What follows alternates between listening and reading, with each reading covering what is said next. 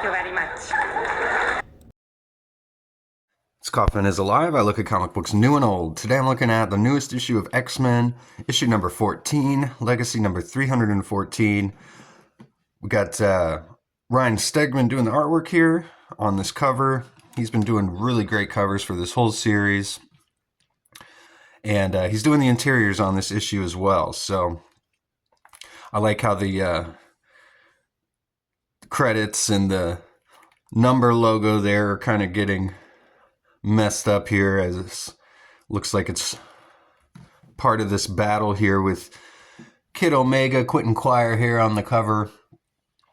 Not one of my favorite X-Men characters. Personally, this costume that he's been in for this X-Men series, not my favorite either. I really like the costume he had back in the last X-Force series, where he had like a big pink Omega symbol and just like this black suit. Looked really slick. He seems aged down though here in this issue. Along with a lot of the characters seem kind of aged down in this, which would be my main critique of this book. But some cool artwork in here by Ryan Stegman. We got Jed MacKay doing the writing. He's written every issue. And we got J.P. Mayer doing inks on this book. And I really love the inks on this book. Like, especially like this panel here, there's just some really, really thick lines, along with some really like smaller lines, for the shading and rendering, and it just looks really great. Just all the variation between ink lines throughout this whole book, it looks really, really good.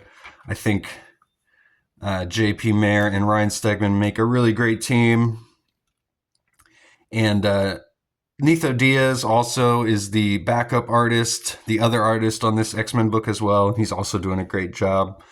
I believe J.P. Mayer's been doing his inks as well. They were all the team that were on Vanish, which was that Image book written by Donny Cates. So if you like the artwork on this book, go check out Vanish. Now the plot in this one, pretty simple. It's a rescue mission. They're trying to rescue this child Piper Cobb who showed up a few issues back. We've got this character here. He's got this mutant ability to create like visions and hallucinations. So he can create like giant UFO invasions that are just fake hallucinations. So he's got a very strong mutant power. And he mentions in here that older men have always been a particular weakness of mine. And he mentions he's a gay Chinese American. He says, I've always been made to feel like an outsider.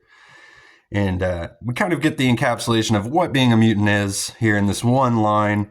He says, but being a mutant is just another shade of being an outsider. And it comes with its own power. So, we're interested to see what that little side plot's going to be leading to. So we find out that this guy here, this character, we don't know who he is yet, but he's kidnapped this child, Piper Cobb, to try and lead the X-Men to him. We see these villains here. This is going to be the new big bad villains of this book called 3K. And I didn't realize it at first, but someone online pointed it out, and now I can't unsee it. But 3K... KKK, yeah, they might want to rethink the name of this group, but apparently it's led by Cassandra Nova. I do like that they've got kind of a House of X, Powers of 10, Council of 10 table here, but it's just the X because there's only 4 seats on it. That's kind of cool. I'm wondering who the other 3 seats are. We know Cassandra Nova is one of them. So we get the reveal of this guy who's kidnapped Piper. He calls himself Wire with a Y. Very Image style looking guy here with the giant guns and everything. Definitely reminds me of like a Jim Lee style Wildcats or X-Men creation. But pretty cool. Cool looking guy. I like a big bad villain like that. So we see Piper here. She's somehow gotten free, and she's come upon this Shi'ar alien that's just laying here in the forest from the previous mission that had died. We've got all the X-Men looking for her here.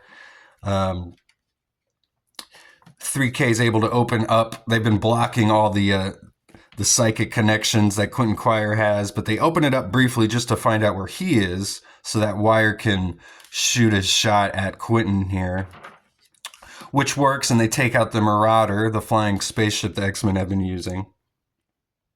We see kind of a shot. The cover image was inspired from there.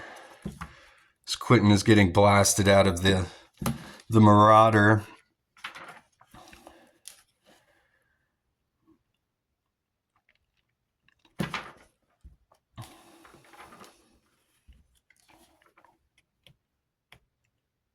So Temper, she says she's going to go find Piper because that split second that the psi links were opened up, they were able to see where she is. And Magik doesn't think that's a good idea because Quentin just went down. They have to go get Quentin, but Juggernaut tells both of them that she should go after her. So she does. Cyclops tells the team they're in war mode now, which they pretty much should always be in war mode, I would think, considering everything that's been going on. And they're kind of like wanted by the government at this point, even though they're just chilling in Alaska. Real sexy lips on Cyclops there. I love the thick lips that Stegman always draws. But we find out that this girl, she's not actually a mutant, but she had like a twin sister, and Piper ate the twin sister, and she's been living inside her, and it just goes completely insane at the end of this book. After a fairly straightforward rescue mission, things get real sci-fi and get real out there, almost like a Grant Morrison book or something all of a sudden. And we do have some of those new X-Men showing up too, like Zorn and Glob. So I like this team. This was a cool issue. Not anything you need to go out of your way and read or anything. You know, I'd give it maybe a 3.5 out of 5. But some cool stuff in here. I think this might be a first appearance of this guy. And yeah, X-Men. X-Men's a solid book. I'd recommend it from Marvel. Go check it out. This was a $4.99 issue. They are a bit overpriced, but you know, that's just the way comics go now. So thanks again for watching. I'll see you guys on the next one.